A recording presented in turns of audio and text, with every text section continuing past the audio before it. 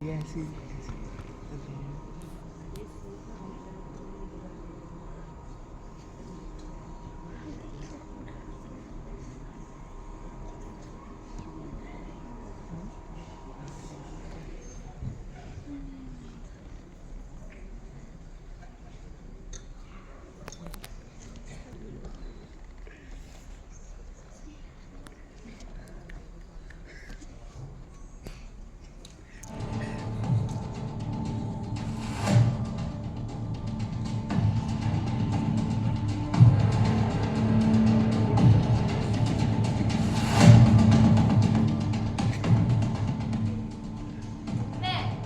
मैं भूतकाल, वो भूतकाल जो बीत चुका है, जो तुम कल कुछ और थे और तुम्हारा अस्तित्व कुछ और था।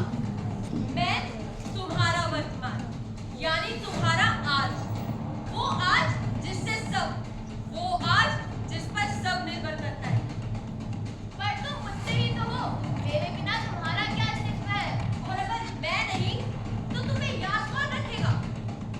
मैं नींव हूँ, और नींव के बिना इमारत का क्या वजूद है? तुम लोगों को दिखाई देते हो और मैं लोगों की यादों में अभी भी जिंदा हूँ। वो याद, तुम उस याद की बात करते हो जो धूमिल हो चुकी है। धूमिल नहीं हुई है, तुमने अपने फायदे के लिए उसे मिटा दिया है। मैं भूतकाल हूँ, वो कल जो बीत गया, तुम्हारा, तुम सबका, और यहाँ बैठे हर एक शख्स का, इस देश का, इस समाज का। मिटा दिया तुमने भूतकाल से उन वीरों को जिनसे तुम हो, तुम्हारा अस्तित्व है और इस देश का होना है। मिटा दिया तुमने हर उस माँ के लाल को जिसने इस देश के लिए बलिदान दिया। अफसोस अफसोस तो इस बात का है कि इस बात का जिक्र तक नहीं होता वर्तमान में। ऐसा कौन सा लाल जो मुझे याद नहीं? ऐसा कौन सा लाल जिसकी वीरता का प्रमाण मुझे मिला नहीं? तो यही कहानी तुम और मैं इन लोगों को सुनाने आए। ये कहानी है एक लाल की। ये कहानी है उस धरती के लाल की।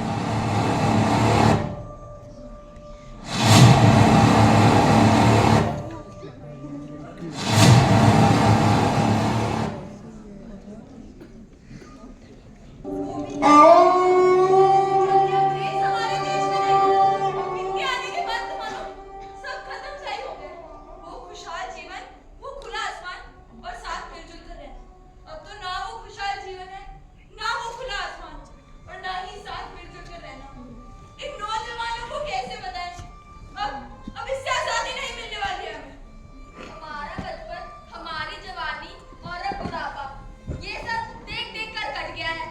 अब तो ऐसा लगता है कि मरने के बाद भी हम गुलाम ही रहेंगे इन गोरों के। यहाँ तो न खाना आजाद है, न पीना, न बोलना, न सुनना, यहाँ तक कि सांस लेना भी आजाद नहीं है। हमारी सांसें भी गुलाम है इन गोरों की। अब कैसे समझाएं इन नौजवानों को? इस क्रांति से कुछ बदलने वाला नहीं है। कितने क्रांतिकारी आए थे और न जाने कितने क्रांतिकारी आएंगे, लेकिन इन गोरों का सिलसिला कभी नहीं रुकेगा।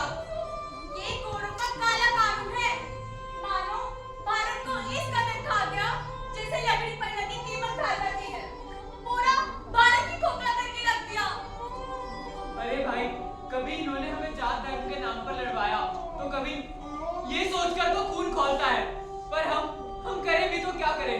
वो कुछ ही होते हुए भी बहुत कुछ कर गए, और हम इतने सारे होकर भी गुलाम बने रह गए। मुझे याद है, ईस्ट इंडिया के नाम से आए थे, और आज पूरा इंडिया इनके नाम है।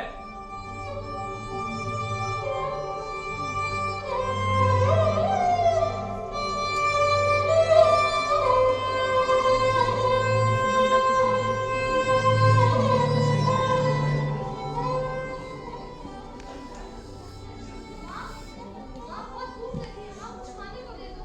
हाँ बेटा, मैं भी तेरे खाने के लिए कुछ लाती हूँ। माँ तुम रो रही हो? नहीं बेटा, तुझे किसने कहा मैं रो रही हूँ? माँ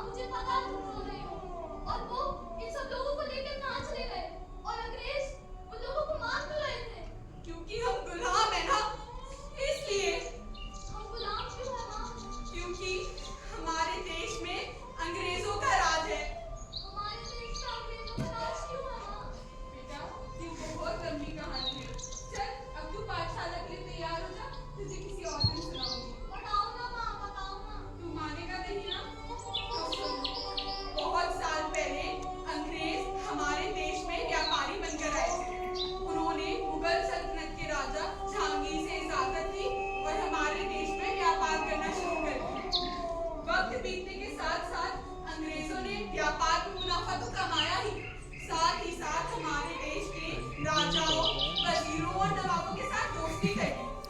औरंगजेब की मौत के बाद इन अंग्रेजों ने हमें अपना असली रंग दिखाना शुरू किया।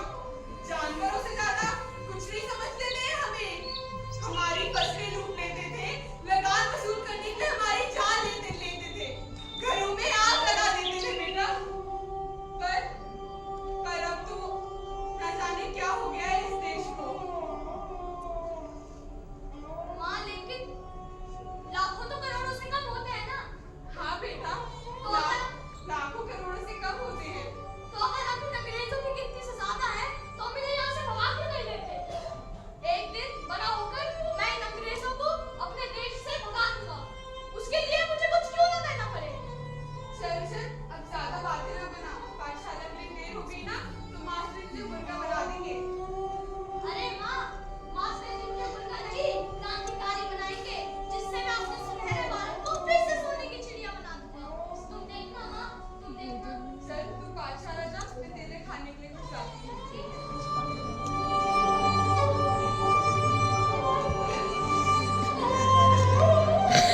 अरे लाल, तू अभी तक तैयार नहीं हुए। लगता है मास्टर जी हमें फिर कक्षा से बाहर लगा देंगे। अरे नहीं दोस्त, चलो चलो नदी वाले रास्ते से चलते हैं, वहाँ से हम जल्दी पहुँच जाएंगे। अरे नहीं भाई, मैं वहां से नहीं जाऊंगा। मेरे पिताजी ने भी मना करा है। कहते हैं वो अंग्रेजों द्वारा लोगों को सजा दी जाती है।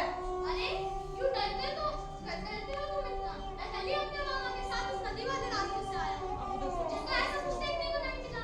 और तुम अभी से ही इतना डरने लगे हो तो अपने देश को इन अंग्रेजों से कैसे आजाद करवा सकोगे? अब चलो चलो जल्दी चलो।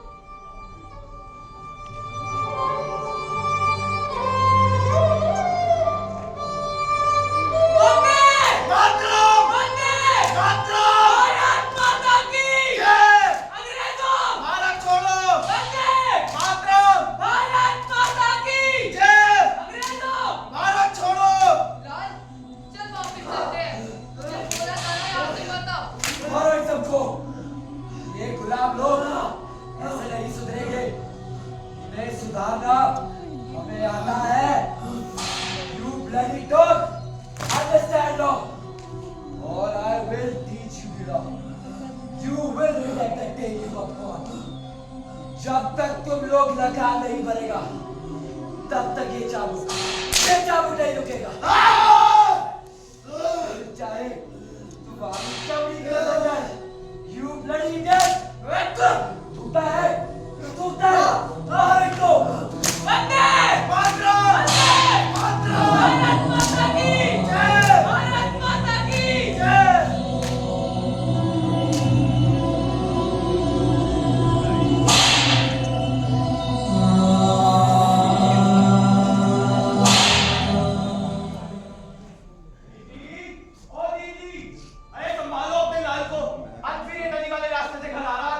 लाल, तुझे कितनी बार समझाया है उस नदी वाले रास्ते से ना आया कर। और एक तू है कि मेरी बात को कभी समझता ही नहीं है। माँ, मैं सब समझता हूँ, तभी तो मैं उस नदी वाले रास्ते से रोज निकलता हूँ। बेटा तुम्हें मना किया है ना, उस रास्ते से नहीं आना है। लेकिन मामा, वो अंग्रेज उन लोगों को मार क्यों रहे थे? आखिर उनकी कहानी क्या है? बेटा ये काला कानून है, जो हम लोग समय पर लगान ना भर पाए तो ये हमें ऐसे ही मारते हैं, भले इसमें हमारी जान ही क्यों ना चली जाए। मामा, क्या उस लगान की कीमत हम लोगों की जानों से ज्यादा है? अरे बेटा गुलाम की कोई कीमत नहीं होती, और इन अंग्रेजों के लिए तो हम बस जमीन पे रहने वाले कीड़ों के समान हैं। नहीं मामा, इसके खिलाफ तो हमें आवाज उठानी चाहिए। लो दीदी, ये वो अभी से क्रांतिकारी बन गया। भैया, तभी तो मैं परेशान रहती हूँ। कहीं ये भी उस रास्ते में चल पड़ा तो मेरा क्या होगा? लाडली माँ, अरे ओ लाडली माँ, तुम्हें पता है अंग्रेजों ने वो नदी वाला रास्ता लिया है, वहाँ कुछ लाशों को जलाया है। कौन सी राशि? और कौन थे वो लोग जिन्हें आज सुबह मोर्चे के समय अंग्रेज अफसरों ने गिरफ्तार कर लिया था? क्या उसमें तो बहुत से क्रांतिकारी हैं। हाँ, बहुत से क्रांतिकारी थे। सबको मार दिया।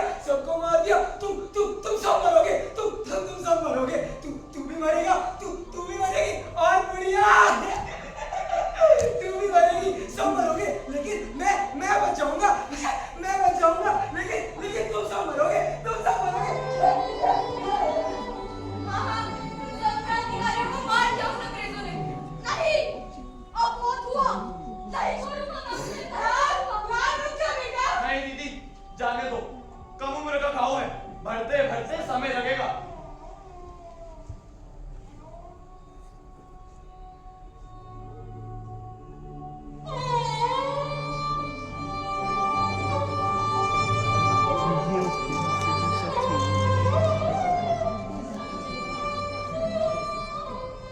इस खबर ने लाल को अंदर तक तोड़ दिया। लाल के अंदर जल रही देश प्रेम की चिंगारी अब एक आग बन गई और उम्र के साथ साथ ये आग ज्वालामुखी में बदल गई। और लाल एक क्रांतिकारी के रूप में इस भारत माँ की सेवा करने लगे।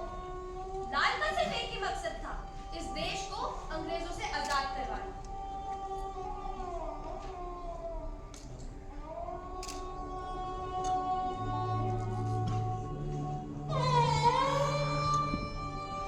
ये क्रांतिकारी की टोली कहाँ चली आज सुबह सुबह? अरे कहीं नहीं काकी, बस मोर्चे की तैयारी कर रहे हैं। इस बार इन अंग्रेजों को बाहर निकाल कर ही मानूंगा। कहीं ऐसा ना हो तेरी माँ तुझे ही घर से बाहर निकाल दे। अगर एक माँ घर से बाहर निकाल भी देगी तो क्या हुआ, ये धरती भी तो मेरी माँ है, यही सो जाऊंगा। मिट्टी के बाद अब है, मिट्टी में ही मिल जाएंगे। तुम बातें तो बहुत अच्छी करते हो लाल, लेकिन इन बातों से अब कुछ फर्क नहीं पड़ने वाला। फर्क क्यों नहीं पड़ेगा? फर्क पड़ेगा। अब वक्त आ चुका है इस अंग्रेजी सरकार को जवाब देने का। लाल, तुम क्या सोच रहे हो? इस सरकार तक अपनी आवाज कैसे पहुंचाओगे? इस गूंगी और बहरी सरकार तक अपनी आवाज पहुंचाने का सिर्फ एक ही रास्ता है, और वो है इनका जुल्म न सहना। अगर कोई भी अंग्रेज अफसर आपसे लगान वसूलता है तो आप उसका विरोध करें। अरे लाल, इससे तो हमारी मुश्किलें और बढ़ जाएंगी। सही कहा आपने, इससे तो हमारी मुश्किलें और बढ़ जाएंगी।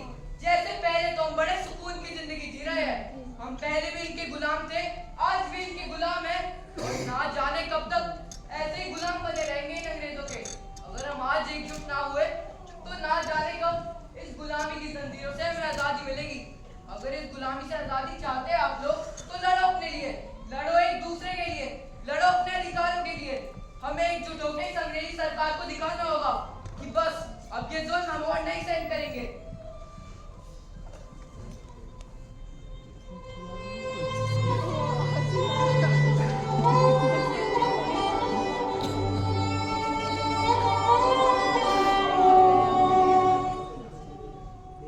हुजूर, हुजूर की जय, माय बाप की जय। हुजूर, मैं आपके लिए ऐसी खबर लाया हूँ जिसको सुन के आप मुझे इनाम देंगे, इनाम। हाँ, बोलो, तुम क्या खबर लाया है?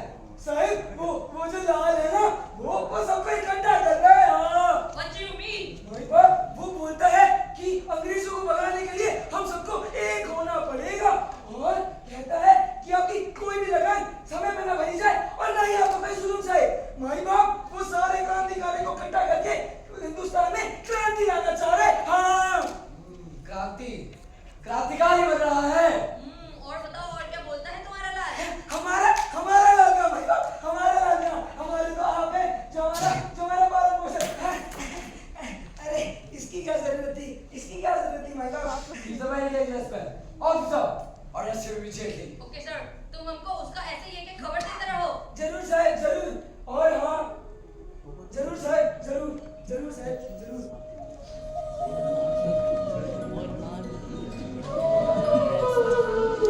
भारत माता की जय! गांधी जी जिंदाबाद! भारत माता की जय! देखिए, आजादी हमारा जन्मसिद्ध अधिकार है और हम इसे हासिल कर कर रहेंगे अदालत पर। हम अपनी आजादी की भीख नहीं मांगेंगे उन अंग्रेजों से, बल्कि उनसे लड़ेंगे, सामना करेंगे उनका। आखिर वो तय करने वाले कौन होते हैं? ये देश हमारा है, ये आसमान हमारा है, ये जमीन हमारी है, और आजादी हमारी है। इस पर अंग्रेजों ने धोखे से कब्जा कर रखा है, इसलिए हम सबको एक होकर अपने हिंदुस्तान को इनके जुल्म से बचाना होगा। हमें एक होना होगा भाइयों, हमें एक होना होगा। हम प्रजातांत्रिक हिंदुस्तान की तामीर करेंगे। हम एक ऐसा हिंदुस्तान बनाएंगे जहां अमीर और गरीब एक बराबर होंगे। उस आजाद भारत की हुकूमत मजदूरों और किसानों के हाथों में होगी।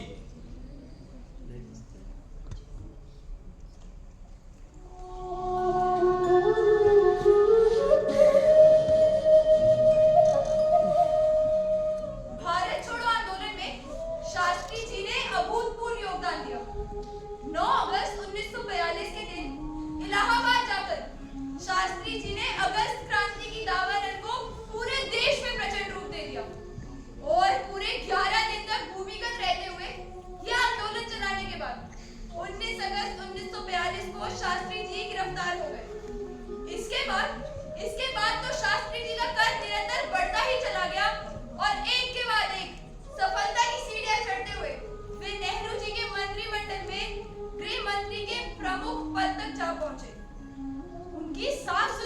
जन्म के कारण ही उन्हें 1964 में देश का प्रधानमंत्री भी बनाया गया। निष्पक्ष रूप से यदि देखा जाए तो शास्त्री जी का कार्यकाल बहुत कठिन था। एक ओर पूंजीपति देश पर हावी होना चाहते थे तो दूसरी ओर दुश्मन देश हम पर आक्रमण करने की फिराक में थे। 1965 में शाम 7:30 बजे पाकिस्तान ने अचानक भारत पर हवाई हमला कर दिया।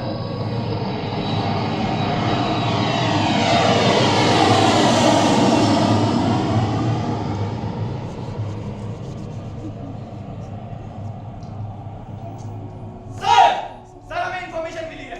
Pakistani forces are ready to attack India. Arjun Singh ji, आपका क्या कहना है? सर प्राइम मिनिस्टर, मैंने भी कन्फर्म कर लिया है, पाकिस्तान ने अटैक करने की पूरी तैयारी कर ली है। सर हमें इंफॉर्मेशन मिली है, पाकिस्तानी सेना अपने 100 पेट्रोल टैंक लेकर हमारी सीमा रेखा पार करने छम्ब क्षेत्र से आगे बढ़ रही है। सर उनके जहाज हमारी कल सीमा का उल्लंघन कर चुके हैं। आप देश की रक्षा कीजिए और मुझे बताएं कि हमें क्या करना है। ये आजाद भारत है। अगर कोई तलवार की नोक पर या आइटम बम के डर से यदि कोई हमें डराना चाहे या झुकाना चाहे, ये देश हमारा दबने वालों में से नहीं है। ये आजाद भारत है। ये हथियार का जवाब हथियार से देना अच्छे से जानता है। आप दोनों हमारे सेना के मुखिया हैं। आप बस हमले की तैयारी करें। आपको जो लगे वो कार्रवाई करें। जितने ही आप लोग देशभक्त हैं उतने ही मैं और उतने ही आम भारतवासी। पाकिस्तान ने हमला कर दिया है तो उसे करारा जवाब दे के ही भेजिएगा। आप हमारे जवानों के हौसले बुलंद रखिए। उनसे कहिए किसान मजदूर सभी आपके साथ है। जय जवान जय किसान।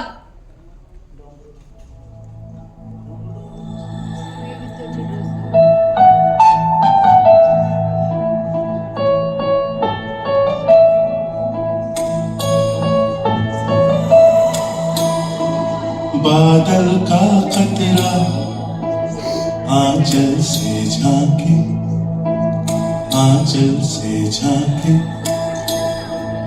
थोड़ी आहट से छुप जाए जैसे नैना चुरा के, नैना चुरा के।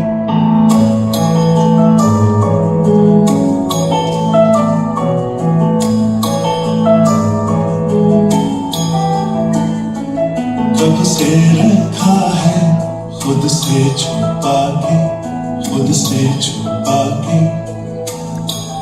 बादल का कतरा जो आंचल से झांके, आंचल से झांके। और जिसे भी रोशनी का आग थी उसका मुंसिफ जहां सारा, फिर क्यों मनुष्य ही हारा। मान तोड़ भान छोड़ गिरता रहा, शब्द हुआ शब्द हुआ। सब चलता है, सब चलता है।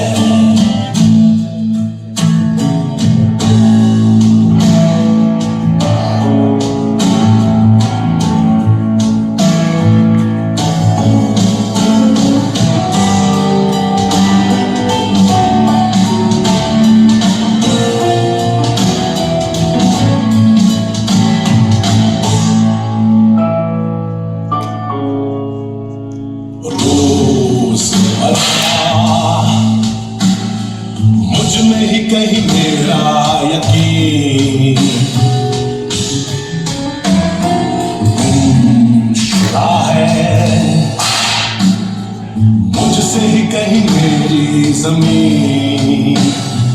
और वो देवता कहाँ जो सब भूल के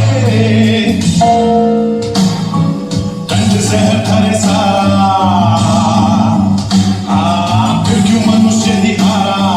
मान तोड़ भान छोड़ गिरता रहा, शब्द हुआ शब्द हुआ।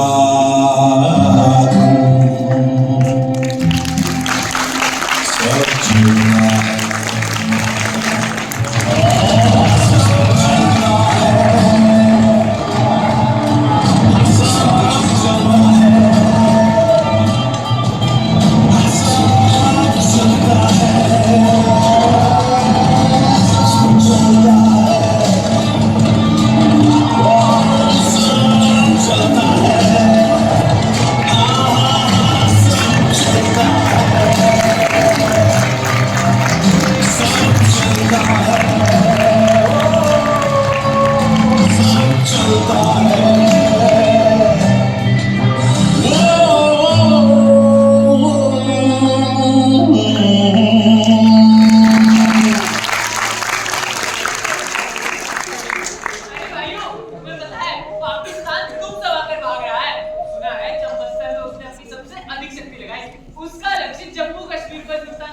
जीतेगा था। अरे भैया हमारी सेना किसी से कम नहीं है।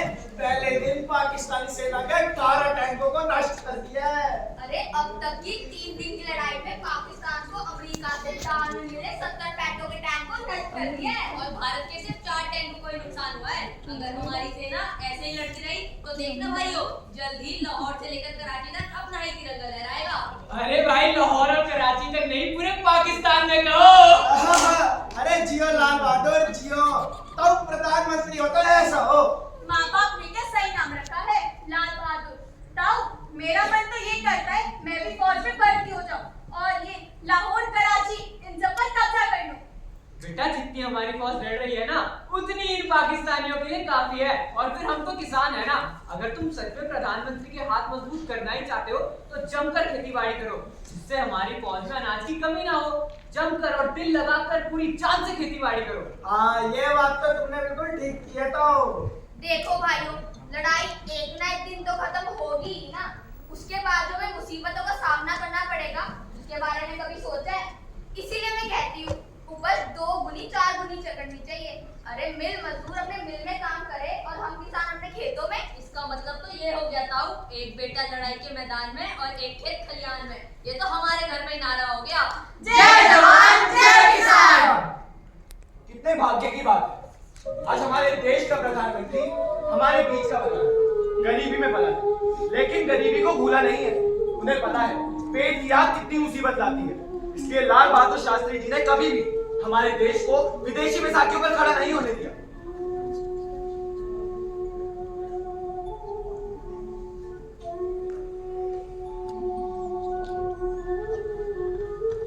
और बताओ मेरे दोस्तों, आज इतने दिनों बाद अब तो आराम से बात करेंगे।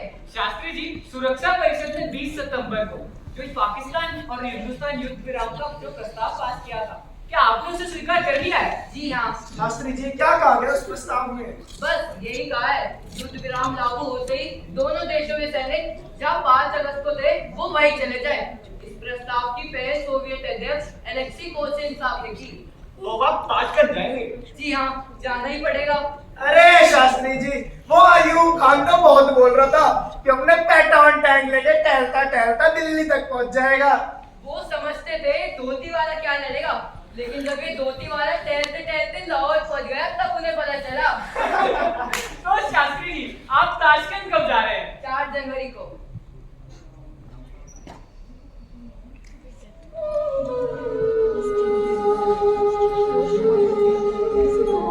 रूस और अमेरिका की चहलकदमी के बाद भारत के प्रधानमंत्री को रूस के ताशकंद समझौते में बुलाया गया।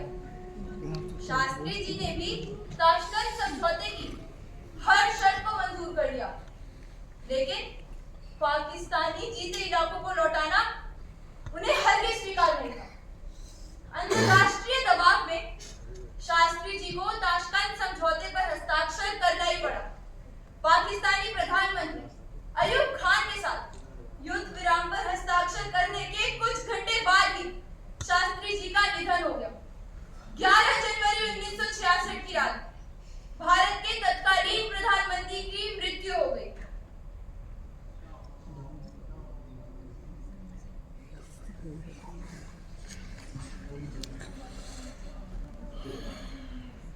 भूत और वर्तमान एक सिरे के दो पहलू होते हैं, दोनों एक दूसरे से जुड़े हुए हैं। भूतकाल से वर्तमान का होना और वर्तमान से भूतकाल का होना। इतिहास के पन्नों पर ऐसे न जाने कितने आदमी होंगे जो कि उन पन्नों पर शुमार नहीं होते। अगर इन लालकों को याद नहीं रखता तो याद रखता है उन माओ को। वो माँ जो पीछे छूट गई, वो माँ जो खुशी खुशी भेज देती है इस मातृभूमि की रक्षा के लिए। क्या बीती होगी उन पे जब उनके लाल लौटकर वापस नहीं आते। लाल की माँ, ये न जाने ऐसी कितनी माएं जिनसे उनके लाल उनसे दूर चले जाते हैं और पीछे छूट जाती है वो खुद एक ऐसे इंतजार में जिस इंतजार की कोई सीमा नहीं होती। वीर कोई भी हो, उसका बलिदान कैसा भी हो, वो अधूरा है अपनी माँ के बलिदान के बिना। और एक ऐसे ही वीर की माँ हमारी राम दुलारी है। लाज, जब तू छोटा था तो कैसे मेरे पास घोड़ा चलाया करता था। माँ मुझे भूख लगी है और मैं जल्दी से तेरे लिए खाना तैयार करके ले आती थी।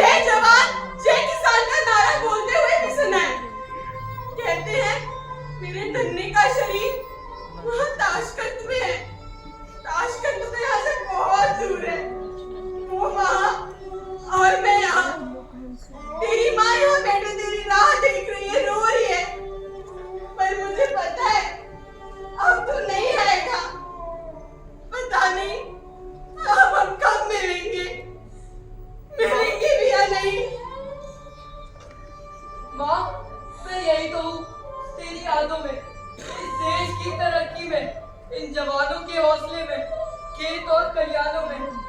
माँ, मैंने कहा था ना, हम मिले थे, मिले हैं और मिलेंगे।